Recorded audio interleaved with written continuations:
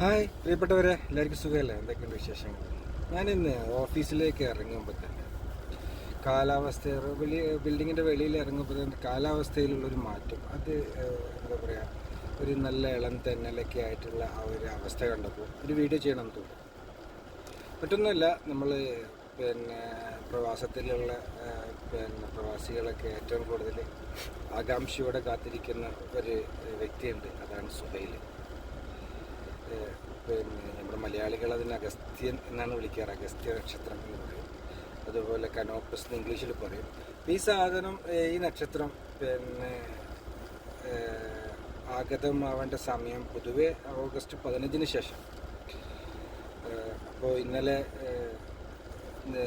കാലാവസ്ഥ നിരീക്ഷണ കേന്ദ്രത്തിൽ നിന്നുള്ള അറിയിപ്പ് വന്നിട്ടുണ്ടായിരുന്നു. ഓഗസ്റ്റ് 24 കൂടിയിട്ട് സുഹൈൽ നക്ഷത്രം പ്രത്യക്ഷമാവുമെന്ന്. അപ്പോൾ ഇൻഷാ അല്ലാഹ് ഇനി ഈ കഠിനമായ ഈ ചൂടിൽ നിന്ന് അല്പം വിരാമം നമുക്കുണ്ടാവും. അതുപോലെ തന്നെ നല്ലൊരു കാലാവസ്ഥയിലേക്ക് എല്ലാ ഗൾഫ് രാജ്യങ്ങളും കടന്നു പോയിക്കൊണ്ടിരിക്കുകയാണ്. ആകാശത്ത് ഏറ്റവും കൂടുതൽ പ്രകാശത്തോടു കൂടി ജ്വലിച്ച് നിൽക്കുന്ന ഒരു നക്ഷത്രമാണ് സുഹൈൽ.